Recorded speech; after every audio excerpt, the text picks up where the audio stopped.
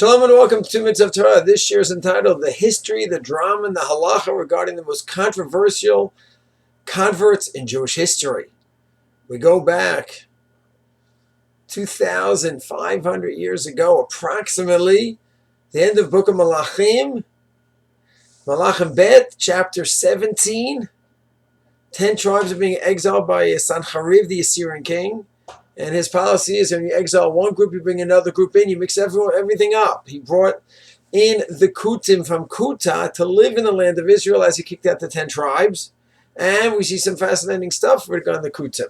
They're idolatrous people. They come into the land of Israel. Things do not go well. They are being attacked by arayot, by lions. They said, what's going on? So they bring in teachers to teach them Torah because maybe their connection to Hashem is lacking. They're polytheists, idolatrous, and they need to believe in one monotheistic God and convert to Judaism.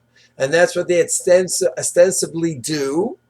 And the Psukim read in Perek Yud Zayin, Malachim Bet, Psukim Chav, Chav Gimel, Chav Hey, Lamed, Mem. And what does it say in Pasuk Mem in that chapter?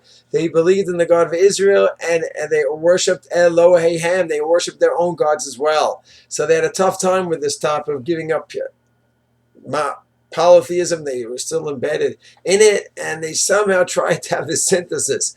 And before the Gemara in the book of Ezra, chapter 4, it talks about Sarim, people that went ahead and caused them trouble and tried to stop them from building, said, we want to build with you. The Jews said, this is a building for the Jewish people. No, we want to build also, and you're not going to let us. And they started trouble. The commentaries say that may have been the Kutim, because they were there from a few hundred years earlier.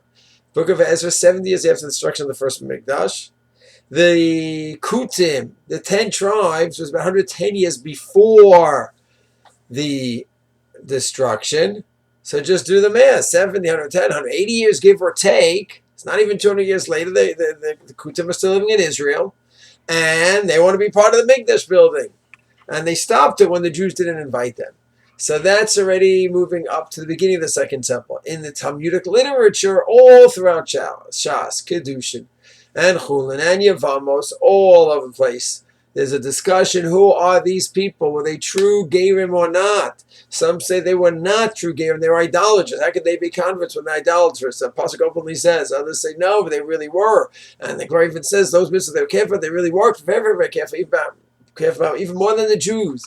So for centuries there was debate about them. What is their status? The final conclusion is the Gemara Chulin, Dalet, and Vav.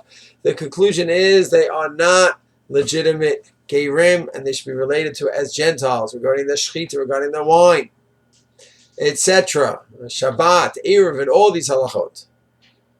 So that's it. That seems to be the conclusion. It's not so simple. It's not so simple because you do have the Tosfos in Yevamos and Chulin do say that according to those who convert, but they are idolaters. How do they convert? So no. Later on, they converted again to have a proper commitment to Judaism without the idols. So is it totally sealed? Not exactly, because in Mem Dalet and Even HaEzer it talks about Kedushin. When is Kedushin? How? When is a Kedushin? Let's say two people get married. Of course there's a proper Kedushin. And two Jews get married, it's fine. What if a Kohen marries a Gerusha, divorcee? Of course it's not allowed, it's prohibited, but is it halachically a marriage? If they end it, do they need a get? So the answer, of course, is yes. As opposed to if a man marries a married woman, it's nothing. It's living in a horrible Isser, and there's no marriage halachically. She doesn't need a get from him. Here you need a get. A Kohen with a Gerusha needs a get. What about with a Kuti? So the Shulchan Aruch Mem Dalet says in Even HaEzer that misafek, you do need a get out of safek, out of a doubt. The Chalak Mechokeh says why? Because it's true, the Gemara concludes. They are not really Gerim, it's true. But maybe that's only a psak l'chumra, meaning you have to watch out for the shechita. You have to watch out for the wine. You need to watch out for the halachas of Eruvin regarding them. So we're going to be stringent about them. But a leniency, that we're going to have the audacity to say that if a Kuti engages a Jewish woman and then they decide it's over and she wants to marry someone else, she doesn't even need a get. We're so confident that that's it. So Chayim Machik says, no, we're not. It wasn't a final psak to that point. It was more of a stringent psak that a kuti, we're going to treat them as goyim. And therefore, kuti that engages a Jewish girl, then that could be a problem. We need to get a get out of the doubt, out of safek.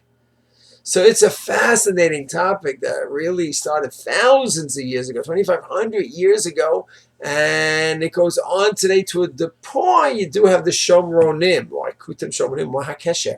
Because the Kutim lived in the capital of the northern kingdom, which is the Shomron.